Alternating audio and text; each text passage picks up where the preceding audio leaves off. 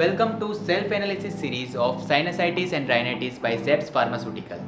Zepz Pharmaceutical की self analysing series का main motto यही है कि आपको unnecessary reports, unnecessary hospital visits, high recurrence rates, modern medicine के साइड इफेक्ट से और आइट्रोजेनिक डिजीज से बचाना। So please listen very carefully. Self analysis में हम आपको आपकी प्रॉब्लम एग्जैक्टली क्या है, कौन से स्टेज पर है, इसका रूट कॉज क्या है और इस प्रॉब्लम को ट्रीट करने के लिए सॉल्यूशन बताएंगे। साइनसाइटिस एंड राइनाइटिस को डीप में समझने के लिए we will take support of a table. Nasal congestion, sinusitis yes, rhinitis yes, headache, sinusitis yes, rhinitis yes, pain around eyes and cheeks, sinusitis yes, rhinitis no, sneezing, sinusitis no, rhinitis yes, itchy watery eyes, sinusitis no, rhinitis yes, thick yellow green mucus discharge from nose, sinusitis yes, rhinitis no, difficulty in breathing from nose, sinusitis yes, rhinitis yes, breathing from mouth, sinusitis yes, rhinitis no, tooth pain, sinusitis yes, rhinitis no, sore throat, sinusitis yes, rhinitis yes, mild fever, sinusitis yes, rhinitis no. So sinusitis and rhinitis के काफ़ी सारे symptoms काफ़ी similar है। हम ये भी कह सकते हैं कि rhinitis is an acute stage of sinusitis और राइनाइटिस जैसी प्रॉब्लम को रूट कॉज से ट्रीट ना करने की वजह से भी साइनसाइटिस जैसी प्रॉब्लम हो सकती है। अब हम इसके रूट कॉज को समझते हैं।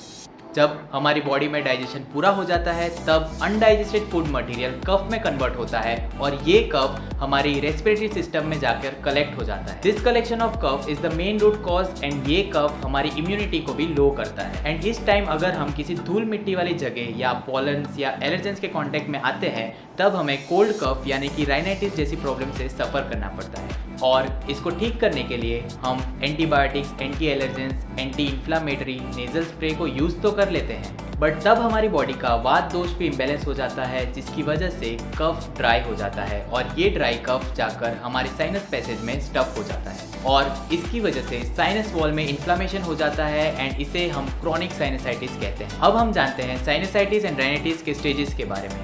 राइनाइटिस यानी कि कफ या कोल्ड साल में 5-6 बार से ज़्यादा या 3-4 महीने से लंबी चले तो ये साइनस में कन्वर्ट हो जाती है एंड इस ड्यूरेशन में अगर इसको रूट कॉज से ट्रीट नहीं किया गया तो ये अस्थमा या रेस्पिरेटरी डिसऑर्डर्स में कन्वर्ट हो सकती है। तो अब बात करते हैं इसके सॉल्यूशन की।